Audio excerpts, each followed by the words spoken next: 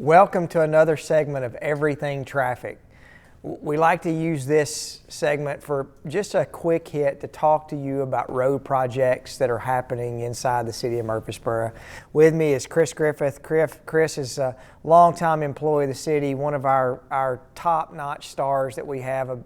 You wouldn't believe the emails that Chris gets on everything from drainage to road projects, and Chris is one of those people that always responds, gives us information, and we want to use this time to update you on about 7 or 8 projects that are happening inside the city that I think you'll want to know about, that will help you on your daily drive and your daily commute. So we're going to jump right into it and talk about, since our last show that we did, we're going to talk about projects that are finished now. So Chris, let's talk about Medical Center Parkway. Yeah, that was a great project for us, Mayor. If you'll remember, the council allowed us to use annual contractors on that, mainly because we really wanted to be sensitive to the businesses in that area. You know, there's so much going on as far as with the avenues and everything going on with Clary Park. And that was a project that we started last year. We stopped it during the Christmas season, right, trying to respect the businesses and their shopping, and then started back up. And we were able to do that since we used the annual contractors and kind of just allowed them to go on to other projects while that one was on hold. So really successful. I don't know if you've driven it lately. I have, but drove it today. Yeah, 6 lanes, 3 lanes in each direction. And you'll remember this. When we started that, we originally built that road, we kind of built it to widen out to 6 lanes. So we've got it done almost all the way to Thompson. We'll actually pick up at Thompson with the next project, and then we'll go from the Fountains all the way to Broad. Yeah. We'll kind of break it up there when we get to the bridges between the Fountains and Broad. Tell us about Butler Drive. That's not a lot of people know about that road project. Yeah, if you don't live out there, it's probably not something that you've seen much. But we realigned the intersection. We got a lot of complaints about getting on and off the interstate there as far as the signals and the lighting. And so what we wanted to do was pull. And this is Joe B. Jackson Parkway. Yeah, right? Joe B. Jackson interchange. Yeah, sorry. So what we wanted to do was pull Butler Drive away from there, away from the interchange, so we could actually signalize that. So all those businesses now that's on Butler Drive will be coming out to a signal. And of course, on the other side, the ever exciting Buc-ee's will be is underway. I know they're doing the site work. State's got actually the developer is the Buc-ee's developer is doing some improvements to the interchange. Will be coming up shortly as well. And people will ask all the time about what's happening with Buc-ee's, and I think they were waiting on the state to get some land purchased, and once they got that purchased, that now that they could work through their interchange, and that development has significant impact on infrastructure and transportation, and I know the city and the state's taking all that into account. Yes, absolutely. If you've ever been to a Buc-ee's, just trying to get in and out of one, and we really wanted to get ahead. We've been to some of them where they didn't have the road improvements finished before, and we didn't want to do that. We wanted to go ahead and at least get the ones that surrounded the store completed. They may still be working on the interchange some. Don't think that'll be a big hold up, but we wanted to make sure we got the stuff that addressed right at the store. So we also have, as we move to our next phase, we've talked about completed projects, and we've got some ongoing city projects. A big one that we as a city had been under the gun on getting completed is out at Blackman, Burtnob, and Manson, and we're trying to get that entire intersection built, completed. If I'm not mistaken, this will be one of the fastest construction projects the city's ever completed, and that's with the new school that's out there on is it Baker Road? Is that the school? Yeah, Baker Road, the new county elementary school. I think you sounded the alarm on that one, Mayor, that we were going to wind up with the mess out there.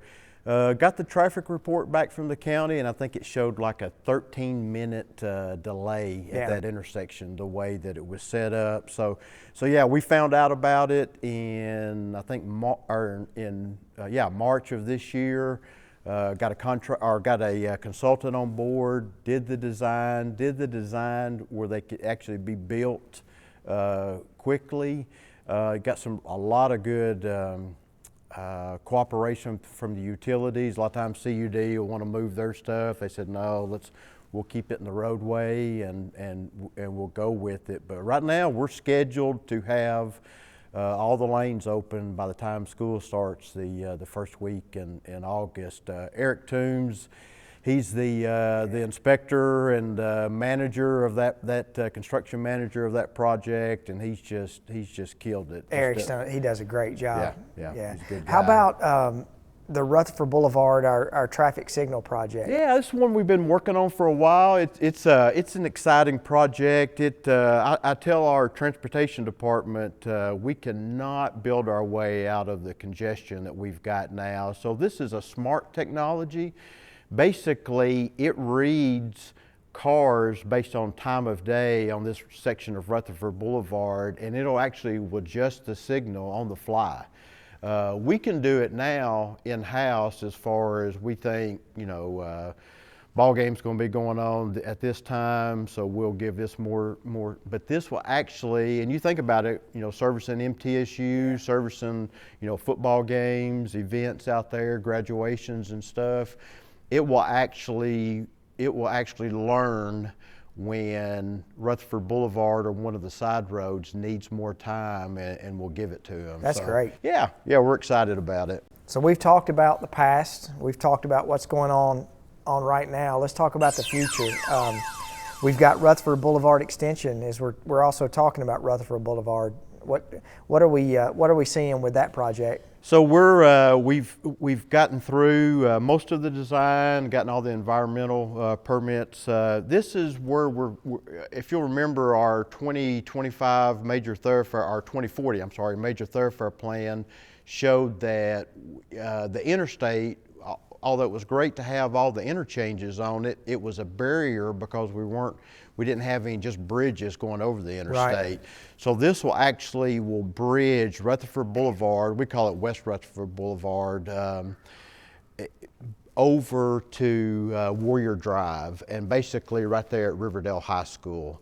And so you'll be able to go across the interstate, folks that live on Warrior and in that area off Church Street, and they'll be able to go over the interstate and connect to that side of town, and even jump on Middle Tennessee Boulevard, go Old Salem, be a new way into the downtown area without actually having to go through the interchange. And for those who are not familiar, the Tommy Bragg Drive, the bridge, what we've started to see, and as Chris is talking about barriers with our interchanges, our job now is to find ways that people can get from point A to point B and not have to go through the interchanges.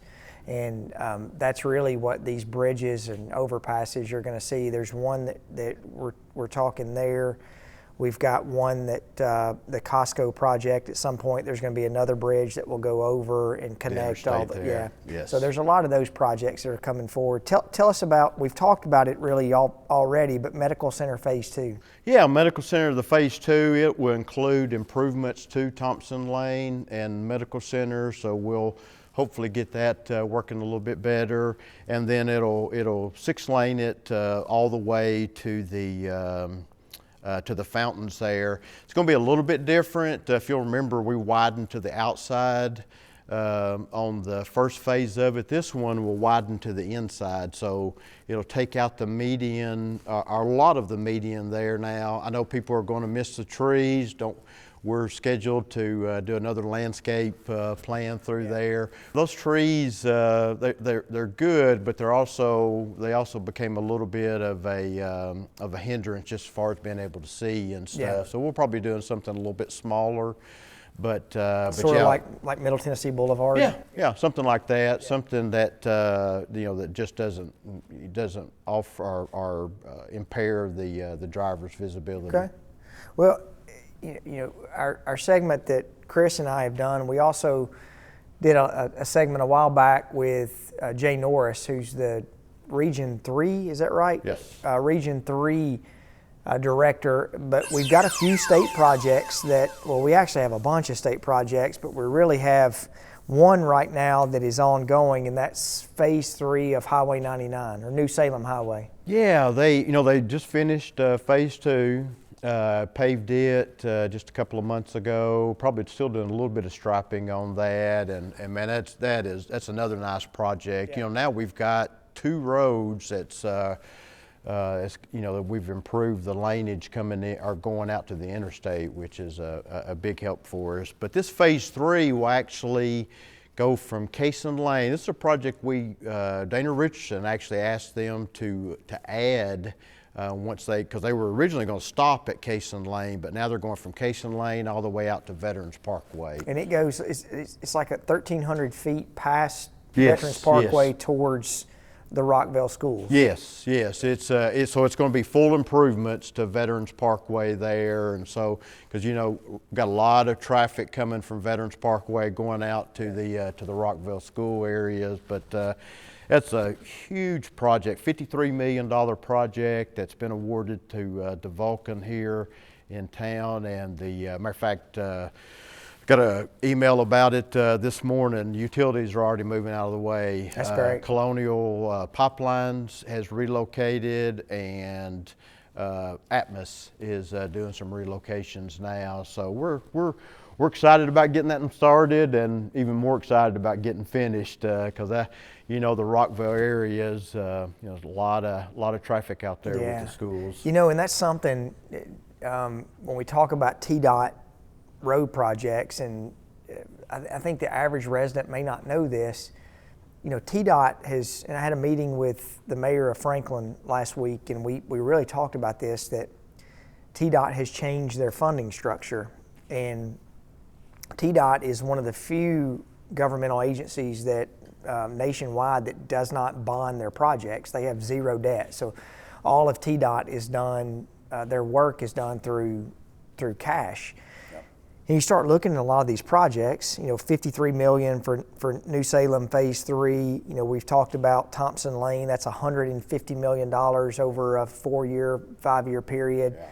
But, as we move through, one of the things that we say a hot topic, but Old Fort Park widening, the city of Murfreesboro has put a substantial amount of skin in the game, I think to the tune of 20+ million that we're looking at. Yeah, we did.